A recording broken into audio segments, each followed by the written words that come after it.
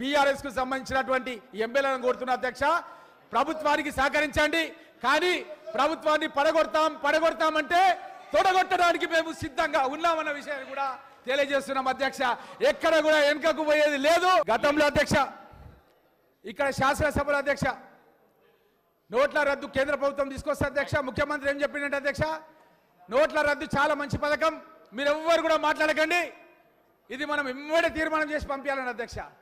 మేము అధ్యక్ష మొన్న మీరు చూసారు ముఖ్యమంత్రి గారు, మనం దీనిపై చర్చ పెడదాం, తీర్మానం ఎట్లా చేయాలో కూడా చర్చ పెడదాం, మీ అందరితో ఆలోచన చేసి మనం తీర్మానం చేద్దామని చెప్పి ప్రజాస్వామ్యబద్ధంగా మన ముఖ్యమంత్రి రేవంత్ రెడ్డి గారు కృషి చేయడం జరిగింది అధ్యక్ష. అదేవిధంగా అధ్యక్ష, ఒక్కసారి మనం ఆలోచిస్తాం చేస్తే అధ్యక్ష, మన ప్రాంతానికి తీరని అన్యాయం జరిగిందంటే అధ్యక్ష, అది కేవలం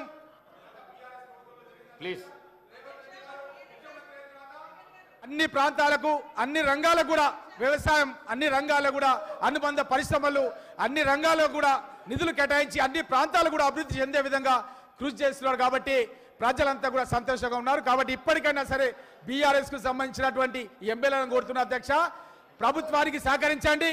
కానీ ప్రభుత్వాన్ని పడగొడతామంటే తొడగొట్టడానికి మేము సిద్ధంగా ఉన్నామన్న విషయాన్ని కూడా తెలియజేస్తున్నాం అధ్యక్ష.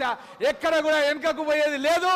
మీరు ఆ మాటలు విరమించుకుంటేనే మేము మీతో ఏ విధంగా ఉండాలో ఆలోచన చేస్తాం తప్ప మా ప్రభుత్వాన్ని పడగొడతామని పదే అని మా శాసన సభ్యులను మీరు ఏ విధంగా చేర్పించుకున్నారు. గతం లోపల మీరు 6 మంది అని చెప్పి ఇంతకుముందు మాట్లాడిన హరీష్ రావు గారు, పంచ పాండవులే కౌరవులను ఎట్లయితే ఓడించిర్రో ఆ విధంగా రేవంత్ రెడ్డి గారి నాయకత్వంలో బీఆర్ఎస్ ప్రభుత్వాన్ని, కేసీఆర్ ను ఓడించి ఏ విధైతే పాండవులు మహాభారతంలో యుద్ధంలో గెలిచిర్రో ఆ విధంగా మీ పైన విజయం సాధించి తెలంగాణ రాష్ట్రంలో కాంగ్రెస్ పార్టీని అధికారంలో తీసుకొచ్చినాం.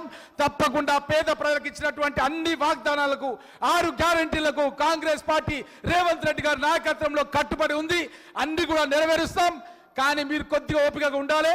7 లక్షల కోట్ల రూపాయల అప్పులు చేసి రాష్ట్రాన్ని దివాలా తీసిరు. కాబట్టి మీరు కొద్దిగా ఓపికగా ఉండాలని చెప్పి తెలియజేస్తూ, మీరేం చెప్పారు, మీరు మేనిఫెస్టో లోపల 2004 మీరు గతం లోపల ఏం చెప్పారు? ప్లీజ్ రామ్మోహన్ రెడ్డి గారు ప్లీజ్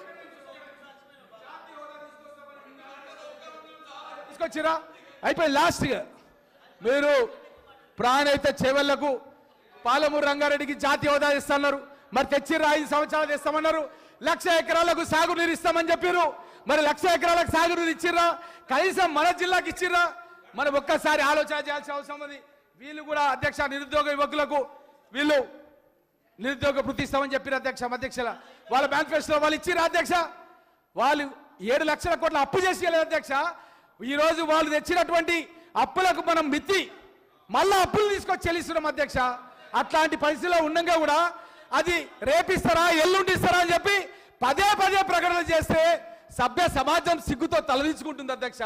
కనీసం మీరు ఒక ఏడాదైనా ఓపికగా ఉండండి. ఒక ఏడాది ప్రభుత్వానికి మీరు అవకాశం ఇవ్వండి. ఏ విధంగా పాలన చేస్తామో చూడండి అని చెప్పి మీ ద్వారా తెలియజేస్తూ సెలవు తీసుకుంటున్నా అధ్యక్ష.